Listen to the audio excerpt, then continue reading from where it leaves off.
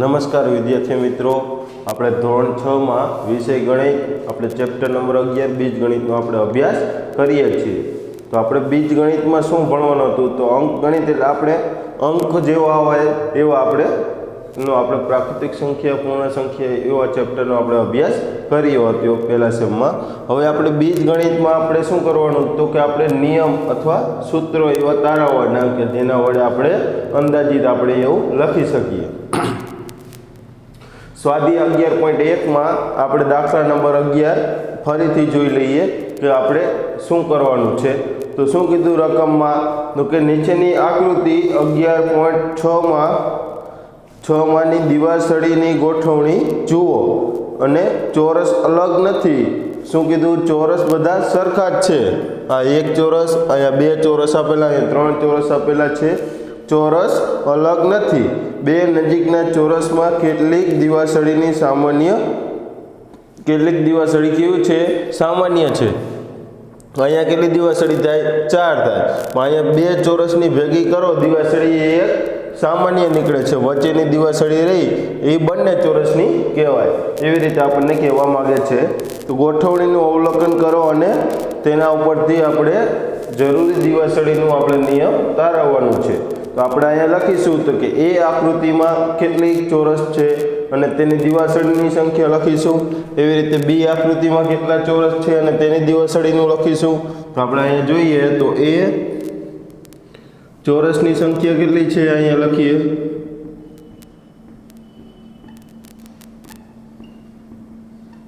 ચોરસની સંખ્યા બરાબર 1।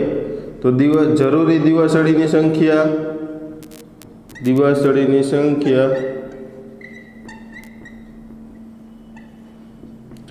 કેટલી થાય છે? 4। તો 4 ઉપરથી આપણે શું લખી શકીએ? તો કે 3 ગુણ્યા 1 વત્તા 1 એટલે 3 × 3 વત્તા 1 એટલે 3 વત્તા 1 એટલે 4 થઈ ગયા। એવી રીતે બી નું લખીશું। બી માં શું છે? ચોરસની સંખ્યા 2।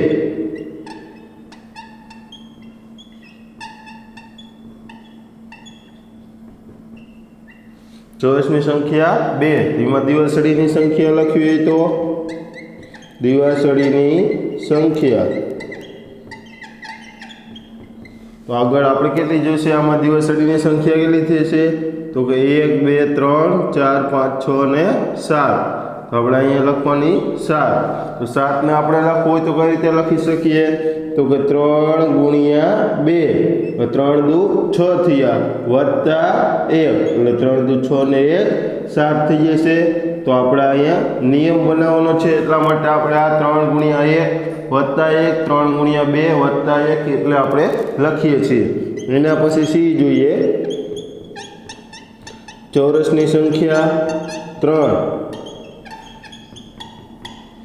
તો આપણે અહીંયા જે આવેલું હોય અહીંયા 1 છે તો આપણે 1 વડે ગુણાકાર કર્યો, 2 છે તો 2 વડે, હવે 3 છે તો આપણે 3 વડે ગુણાકાર કરવાનો થશે। તો દિવાસળીની સંખ્યા લખીએ।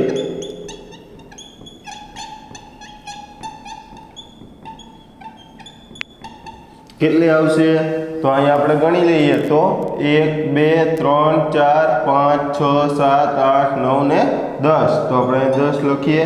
તો હવે 10 ને કેવી રીતે આપણે લખવાના છે? તો કે 3 ગુણ્યા કેટલા કરવાના? ચોરસની સંખ્યા વત્તા 1।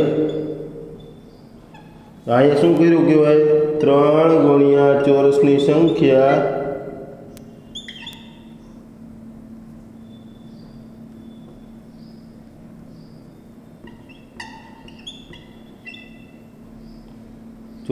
સંખ્યા વત્તા 1। તો આપણે 3 ગુણ્યા ચોરસની સંખ્યા 3 છે તો 3 તરી 9 ને 1 10 આવી રીતે આપણે લખીએ છીએ। એના ઉપરથી આપણે અહીંયા નિયમ લખવાનો છે। તો નિયમ શું થશે? અગાઉ આપણે ABCD તે આપણે ગમે XYZ સુધીની આપણે ચોરસનું આપણે જોવું હોય તો દિવાસળીની સંખ્યા આપણે શોધવી હોય કે 15 ચોરસ વાળામાં કેટલી દિવાસળીની સંખ્યા થાય। તો એના ઉપરથી આપણને શું ખબર પડી જશે કે દિવાસળીની સંખ્યા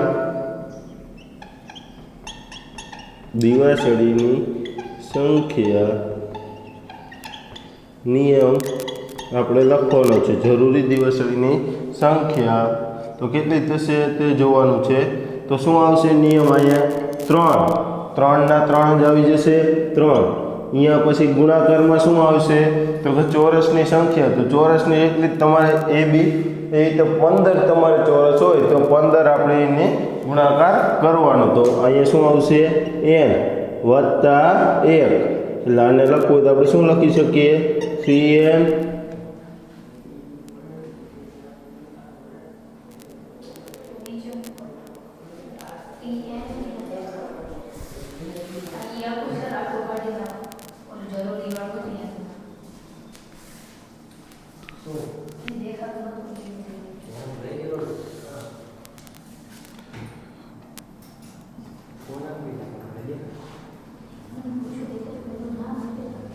તો અહીંયા શું આપણે લખીશું નિયમ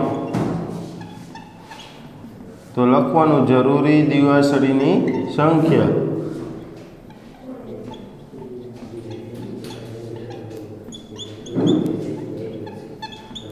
તો આપણે એના માટે નિયમ લખવાનો છે તો શું કરીશું આપણે 3 ના ગુણાકારમાં ચોરસની સંખ્યા તો 3 ગુણ્યા ચોરસની સંખ્યા કેટલી છે તો n આપણે લઈએ તો n ચોરસની આપણને દિવાસળીની સંખ્યા મળે તો 3 ગુણ્યા n વત્તા 1 વત્તા બધામાં 1 1 આપેલો છે તો આપણે વત્તા 1 કરીશું તો અહીંયા શું આવશે 3 ગુણ્યા ચોરસની સંખ્યા વત્તા 1 આ થયો આપણો નિયમ તો આપણે આને બરાબર કરી લખવું તો 3n વત્તા 1 જ્યાં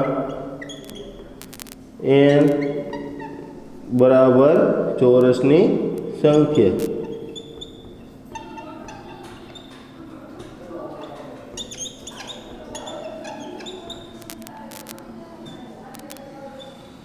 હવે બાજુમાં જોઈએ તો આપણને અહીંયા એ આકૃતિનું જોઈએ તો કેટલા ત્રિકોણ આપેલા છે તો કે ત્રિકોણની સંખ્યા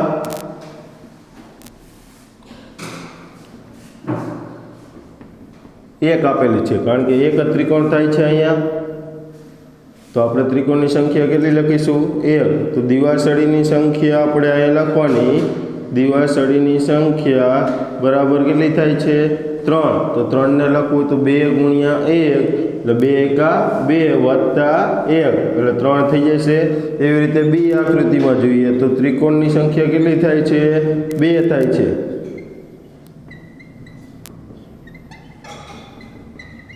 તો દિવાસળીની સંખ્યા લખવી હોય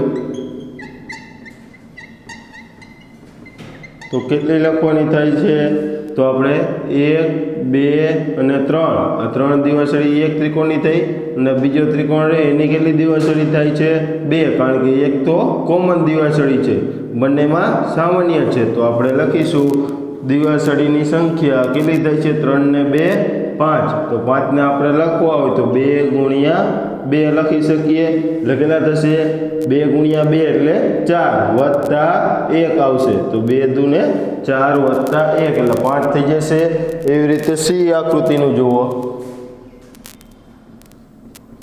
ત્રિકોણની સંખ્યા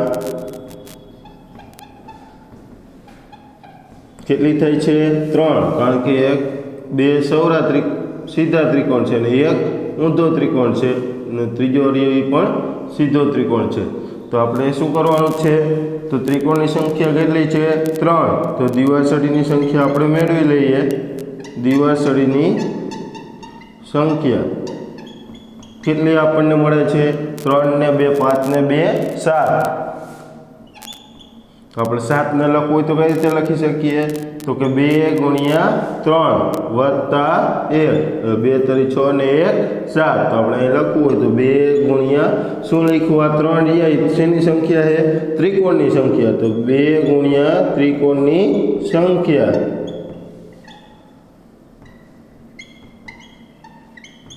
વત્તા શું કર્યું 1 ઉમેરવાનો 2 ગુણ્યા ત્રિકોણની સંખ્યા વત્તા 1 એટલે આપણને શું મળી જશે દિવાસળીની સંખ્યા તો એનો આપણે નિયમ લખવો હોય તો શું લખી શકીએ તો જરૂરી દિવાસળીની સંખ્યા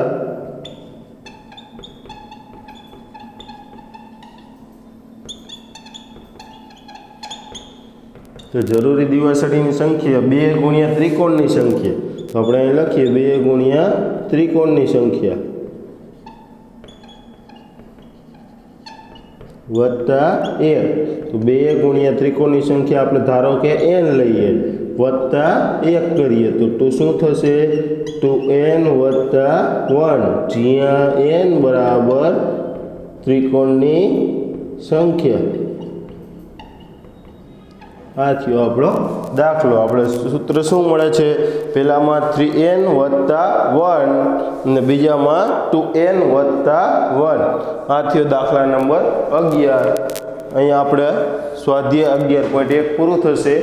હવે અગાઉ આપણે થિયરી ભણીએ।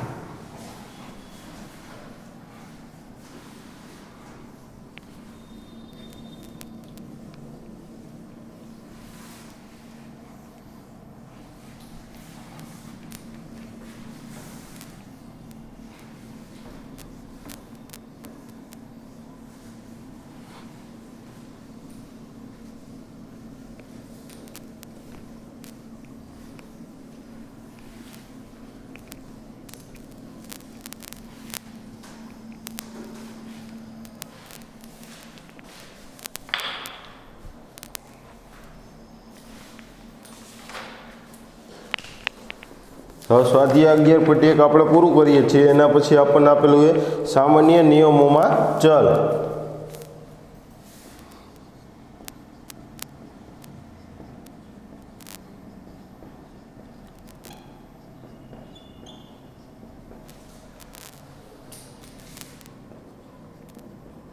તો આપણે સામાન્ય નિયમ બનાવીએ છીએ 3n 2n 5s આપણે ગમે એ નિયમ બનાવી છે તો એમાં સામાન્ય નિયમ બનાવીએ પણ એમાં ચલનો આપણે ઉપયોગ કરીએ છીએ।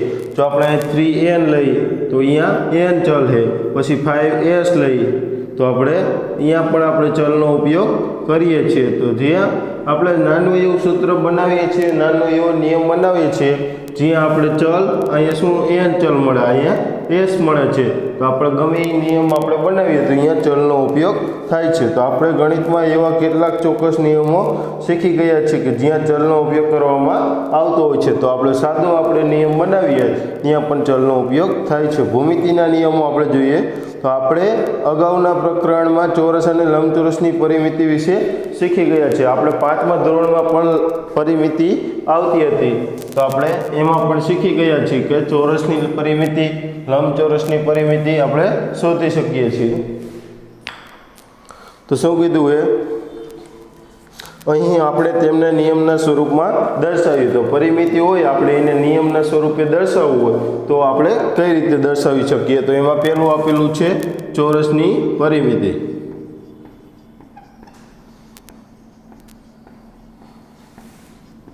એને આપણે નિયમ સ્વરૂપે તારવવું છે। આપણે સાદી રીતે ભણી ગયા છે બધી બાજુનો લંબાઈનો સરવાળો, એટલે આપણને શું મળી જશે ચોરસની પરિમિતિ, પણ આપણે નિયમ રીતે ભણવાનું છે। તો આપણને બાજુમાં આકૃતિ આપેલી છે, ચોરસ આપેલું છે અને તેની લંબાઈ આપેલી છે। આની l લંબાઈ, આની પણ l, બધાની ચોરસની કેવી હોય ચારે બાજુ સરખી હોય, એટલે લંબાઈ કેટલી આપેલી છે l આપેલી છે। તો શું કીધું બહુકોણ, બહુકોણ કોને કહેવાય, એવી બંધ આકૃતિ કે જે 3 અથવા 3 થી વધારે રેખાખંડથી બનેલી હોય એવી આકૃતિને બહુકોણ કહેવાય છે। તો એવી શું કીધું બહુકોણની પરિમિતિ એ એની બાજુઓની લંબાઈનો સરવાળો છે। તો બહુકોણ હોય આપણે ચોરસ અહીંયા રહ્યું આપણે બહુકોણ કહેવાય, ત્રિકોણ આપેલો હોય તો એ પણ આપણો બહુકોણ કહેવાય। 3 અથવા 3 થી વધારે રેખાખંડથી બનેલું હોય તેને આપણે બહુકોણ કહીએ છીએ। તો બહુકોણની આપણે પરિમિતિ મેળવીએ હોય તો એની બધી બાજુનો સરવાળો કરી લઈએ તો આપણને શું મળી જશે બહુકોણની પરિમિતિ મળી શકે। તે આપણે જાણીએ છીએ। ચોરસને 4 બાજુઓ હોય છે જેની બધી જ બાજુઓ સરખી હોય છે, તેથી ચોરસની પરિમિતિ આપણે લખીએ ચોરસની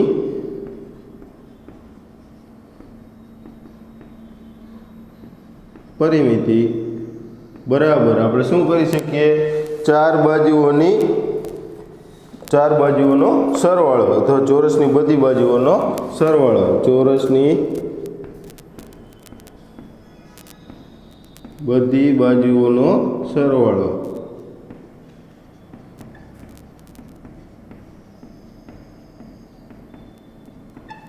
બધી બાજુઓનો સરવાળો કરવો હોય તો આપણે શું કરી શકીએ, બધી બાજુ એટલે આપણને ચાર બાજુ આપેલી છે તો 4 વખત ચોરસની બાજુની લંબાઈ, 4 વખત ચોરસની બાજુની લંબાઈ.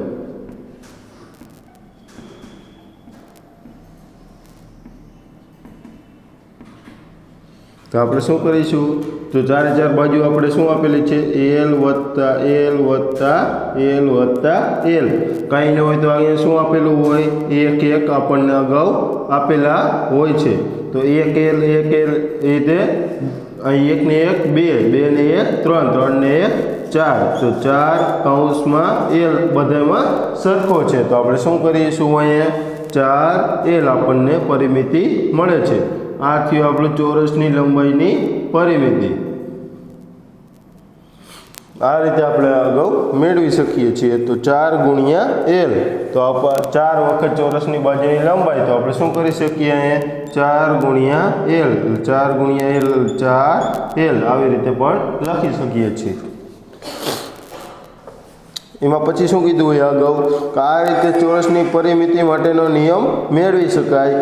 ચલ એલના ઉપયોગથી સામાન્ય નિયમ લખી શકાય છે જે યાદ રાખવા માટે સંક્ષિપ્ત અને સરળ છે. સંક્ષિપ્ત એટલે શું થશે, ટૂંકો, એટલે ટૂંકો નિયમ માટે 4L આપણે ચોરસની લંબાઈ આપણે પરિમિતિ મેળવવી હોય તો આપણે એને શું કહી શકીએ, સંક્ષિપ્ત અને સરળ રીતે આપણે આનો નિયમ રાખી શકીએ છીએ. તો 4L આપણે ચોરસની લંબાઈનો પરિમિતિનો થયો કહેવાય.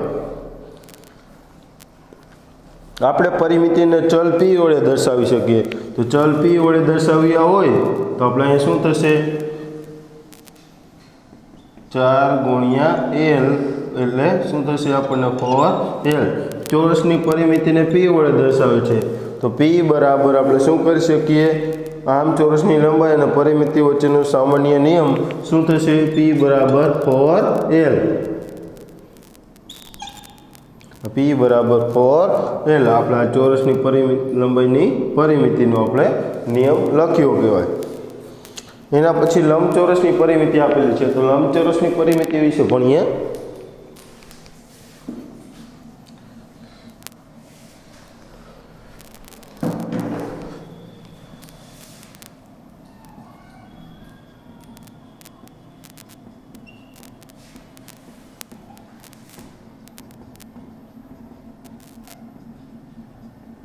એની આકૃતિ આપણે દોરીશું તો કેવી મળશે, લંબચોરસની બે સામસામેની બાજુની લંબાઈ સરખી હશે અને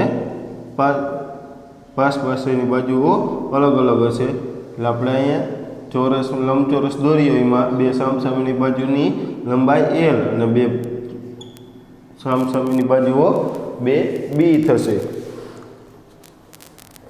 તો જે આપણને લંબચોરસ આપેલો છે તો શું કહી શકીએ એમાં, જો બધા વિદ્યાર્થી મિત્રો, તો આપણે જાણીએ છીએ કે લંબચોરસને 4 બાજુઓ હોય છે. તો લંબચોરસને કેટલી બાજુ હોય છે, તો આપણે અહીંયા નામ આપી દઈએ,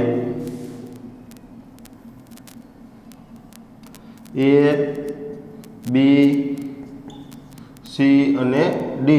તો આપણે અહીંયા શું થશે, તો લંબચોરસ ABCD, લંબચોરસ જે આપેલો છે તે ABCD માં શું કરવાનું છે, આપણે જાણીએ છીએ કે લંબચોરસને 4 બાજુઓ હોય છે. દાખલા તરીકે લંબચોરસ ABCD ને લંબચોરસ ABCD માં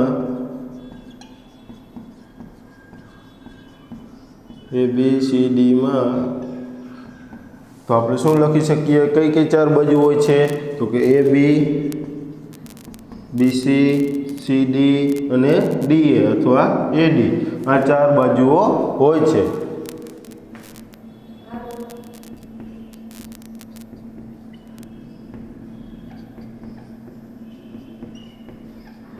આ 4 બાજુ થઈ। એમાં સામસામેની કઈ બાજુ સરખી હશે તો કે AD અને BC। તો આપણે અહીંયા લખી શકીએ AD અને BC। તો D એ સામસામેની બાજુઓ કોઈ પણ લંબચોરસમાં સરખી હોય છે। આમ લંબચોરસ ABCD માં બાજુ AB અથવા CD માટેની લંબાઈને L કહીએ। તો આપણે L કોને કહીશું તો કે AD BC ની બાજુની લંબાઈ L છે। તો એવી રીતે આપણે અહીંયા પાસી પાસવેશનની બે બાજુ કઈ થઈ છે તો કે CD અને AB। તો AB અને CD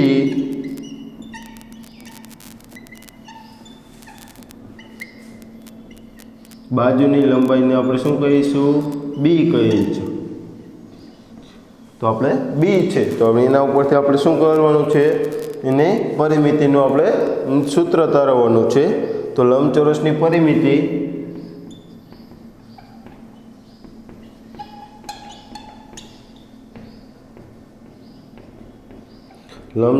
પરિમિતિ શું થશે બે સામસામેની બાજુઓનો સરવાળો।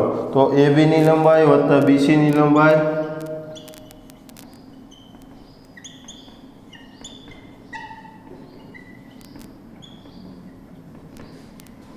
વત્તા CD ની લંબાઈ વત્તા AD ની લંબાઈ અથવા DA ની લંબાઈ।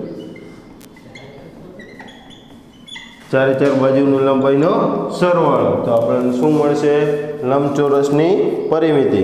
તો આના ઉપરથી શું લખી શકીએ AB અને CD ની લંબાઈ સરખી છે। તો 2 ગુણ્યા CD ની લંબાઈ વત્તા 2 ગુણ્યા કોની થશે તો કે BC ની લંબાઈ 2 ગુણ્યા BC ની લંબાઈ। આપણે અહીંયા લખવું હોય તો શું લખી શકીએ 2 ગુણ્યા CD એટલે શું આપણને આપેલું છે C થી D સુધીનું અંતર B આપેલું છે 2 ગુણ્યા B વત્તા અહીંયા શું થશે 2 ગુણ્યા L।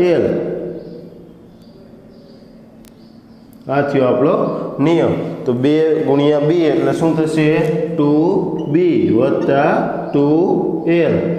આ થયો આપણો નિયમ। આપણે આગળ લખીએ તો પણ ચાલીએ 2L અગાઉ લખીએ તો શું થશે અહીંયા 2L વત્તા 2B। તો આપણો નિયમ થયો છે। તો લંબચોરસની પરિમિતિ આપણે એને P વડે દર્શાવી દઈએ। તો શું કીધું L અને B એ લંબચોરસની લંબાઈ અને પહોળાઈ દર્શાવે। L રહી લંબાઈ છે અને B રહી પહોળાઈ છે। L બરાબર B હોય તો શું થાય ચર્ચા કરો। જો આપણે લંબચોરસને P વડે દર્શાવીએ તો પરિમિતિ માટેનો નિયમ શું થાય છે અહીંયા P બરાબર 2L વત્તા 2B થાય છે। અને જો લંબાઈ અને પહોળાઈ બંને સરખું હશે તો શું થાય તો આપણે ચોરસની પરિમિતિ થઈ। એવી રીતે આપણે અહીંયા 4L આપણે એવી રીતે કરી શકીએ। આપણે અહીં લંબાઈ અને પહોળાઈ અલગ અલગ છે એટલે આપણે એને લંબચોરસની પરિમિતિ વિશે સમજીએ છીએ। તો ચર્ચા કરો શું થાય એ કીધું છે એના વિશે આપણે જો શું કીધું લંબાઈ અને પહોળાઈ બંને સરખું હશે તો શું થઈ જશે ચોરસની પરિમિતિનો આપણે નિયમ લગાડવો પડે। તો નોંધ આપેલી છે તો નોંધમાં શું કીધું છે અહીં L અને B બંને ચલ છે। અહીંયા શું છે L અને B બંને ચલ છે તે બંનેની કિંમત સ્વતંત્ર છે। તો તે બંનેની કિંમત બદલાતી રહે છે એટલે કે એક ચલની કિંમત લઈએ તે બીજા ચલની કેટલી કિંમત લીધી છે તેના પર આધારિત નથી। તો આપણે લંબાઈ આપણે વધારીએ તો પહોળાઈ વધે એવું આપણે કહી શકીએ નહીં। તો એના ઉપર આપણે આધારિત નથી। તમારા ભૂમિતિના અભ્યાસમાં સમતલ આકૃતિઓની પરિમિતિ અને ક્ષેત્રફળ તારવ્યા અને ત્રિપરિમાણીય આકૃતિના ક્ષેત્રફળ અને ઘનફળ આધારિત કેટલાક નિયમો આવશે। તો આપણે બહુકોણના અંદરના ખૂણા માટેના દાખલા અને બહુકોણના વિકર્ણ અંગેના સૂત્રો મેળવવાના આવશે. સામાન્ય નિયમો અને સૂત્રો લખવા માટે ચલનો ખ્યાલ કે જે તમે શીખીએ તે ખૂબ જ ઉપયોગી પુરવાર થશે. તો આપણે જે ચલનો ઉપયોગ આપણે શીખ્યા 2l + 2b અને 4l આવે છે તે આપણને ખૂબ જ ઉપયોગી આવશે. એના પછી આપણને આપેલું છે અંકગણિતનો નિયમ. તો આપણે એ ભણીશું હવે.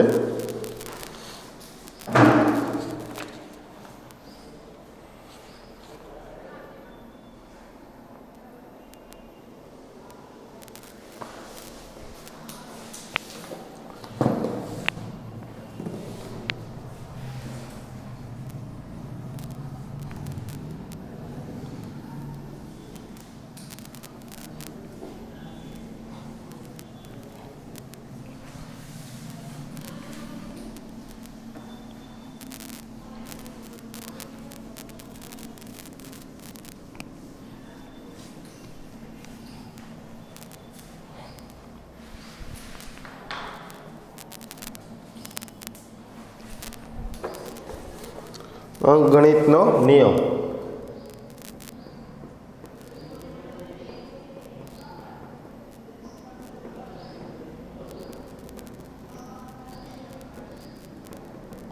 તો અંકગણિતનો નિયમ શું કીધું, એમાં ત્રીજો પોઈન્ટ જોઈએ આપણે. તો કે બે અંકોના પરિવર્તનીય સરવાળા. બે અંકોના પરિવર્તનીય સરવાળા. બે અંકોના પરિવર્તનીય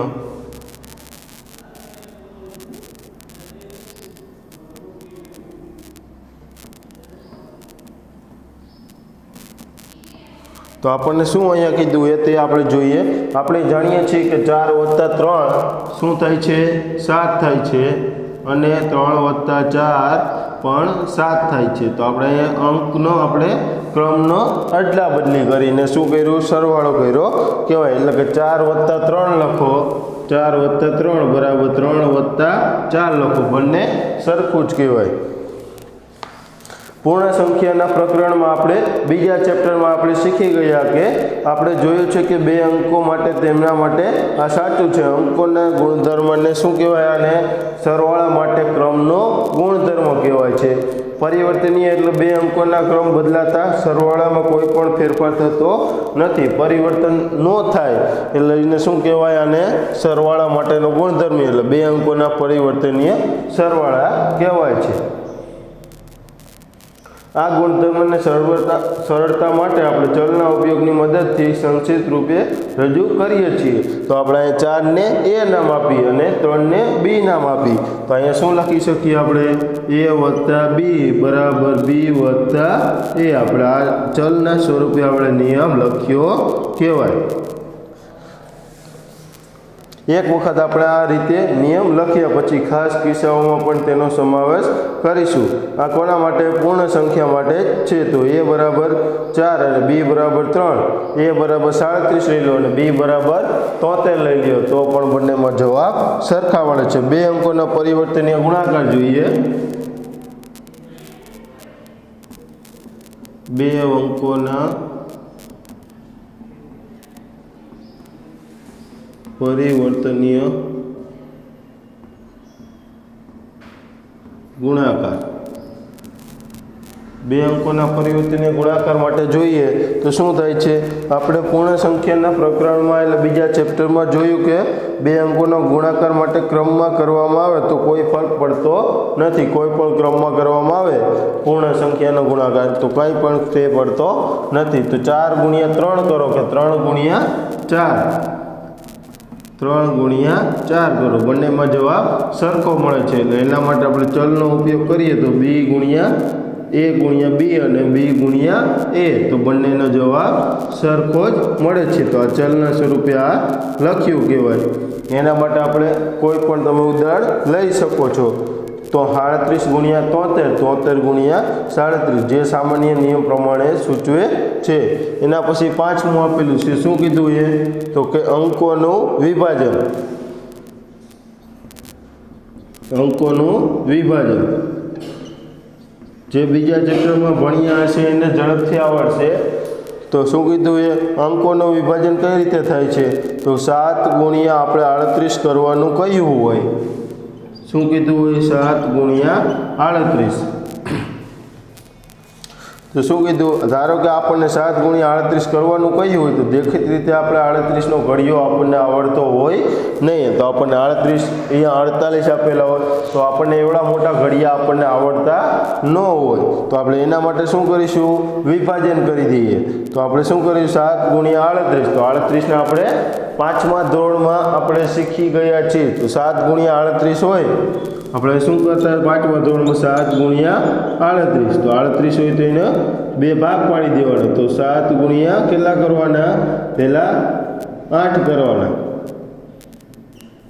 અને પછી કેટલા વડે ગુણાકાર કરતા 7 ગુણ્યા 30 વડે તો બંનેનો જવાબ લખી 7 × 8 = 56 અને 7 તરી 21 એટલે 210 તો આપણે અહીં જવાબ મળતો 6 5 ને 1 6 અને 2 266 તો આપણે આવી રીતે ગુણાકાર કરી શકતા 5મા ધોરણમાં શીખી ગયા છે તો આપણે અહીંયા પણ આપણે શું એને કહેવાય વિભાજન કર્યું કહેવાય અંકોનું વિભાજન તો 7 ગુણ્યા 38 કરવું એના જગ્યાએ હું 7 ગુણ્યા 30 વત્તા 8 કરી શકું એટલે 30 ને 8 કેટલા થયા 38 પહેલાં કૌંસનું વિભાજન કરવાનું છે તો આપણે અહીંયા લખવું હોય તો શું થાય 7 ગુણ્યા 30 પહેલાં લખવા પડે અને વત્તા કરીને 7 ગુણ્યા 8 લખવા પડે તો અહીંયા શું થશે 7 ગુણ્યા 30 એટલે 210 વત્તા 7 8 ને 56 તો જવાબ શું મળશે 606 5 ને 1 6 અને 2 ના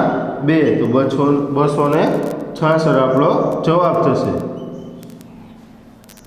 તો આ આપણે શું કર્યું કહેવાય અંકોનું વિભાજન કર્યું કહેવાય કોઈ પણ 3 અંક માટે આ સાચું છે જેમ કે 7 30 અને 8 માટે આ ગુણધર્મને ગુણાકારનું સરવાળા પર વિભાજન કહેવાય છે ચલનો ઉપયોગ કરી આ ગુણધર્મને સરળ અને સંક્ષિપ્ત રૂપમાં લખવું હોય તો આપણે A B અને C 3 ચલનો ઉપયોગ કરીને લખી શકીએ છીએ તેમાંનો દરેક કોઈ પણ કિંમત ધરાવી શકે છે એટલે કે A ગુણ્યા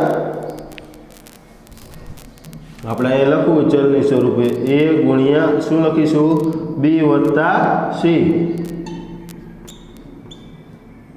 તો શું થશે અહીંયા તો આપણને જવાબમાં શું મળે અહીં 7 ગુણ્યા 30 ની જગ્યાએ B લીધા અને C ની જગ્યાએ 8 લીધા તો આપણે 7 ની જગ્યાએ A છે તો શું આપણે ગુણાકાર કોનો કરીશું A ગુણ્યા B વત્તા A ગુણ્યા C આ આપણો સંક્ષિપ્ત રૂપમાં ચલની સ્વરૂપે આપણે અંકોનું વિભાજન લખ્યું કહેવાય તો A ગુણ્યા B વત્તા A ગુણ્યા C તો શું કીધું એ સંખ્યાઓના ગુણધર્મો રસપ્રદ છે તેમાંના ઘણા બધા આ વર્ષે અને હવે પછીના ગણિતના અભ્યાસમાં તમે શીખી જશો તો આપણે આ ધોરણમાં અને અગાઉના ધોરણમાં આપણે શું કરતા આપણે ગુણાકારનો આપણે પાંચમા ધોરણમાં આપણે જે 13મું ચેપ્ટર છે તેમાં આપણે આ ભણી ગયા છીએ તો તેમાંના ઘણા બધા વર્ષે અને હવે પછીના ગણિતના અભ્યાસમાં તમે શીખશો આ ગુણધર્મ સંક્ષિપ્તમાં સરળતાથી રજૂ કરવા માટે ચલનો ઉપયોગ થાય છે તો સ્વાધ્યાય 11.2ના 5મા દાખલામાં એક સંખ્યાનો એક વધુ ગુણધર્મ આપવામાં આવ્યો છે તો આ રીતે સંખ્યાના વધુ ગુણધર્મ શોધી ચલનો ઉપયોગ કરીને તમે દર્શાવી શકો છો હવે સ્વાધ્યાય આપણે 11.2 આવતીકાલના લેક્ચરમાં ભણીશું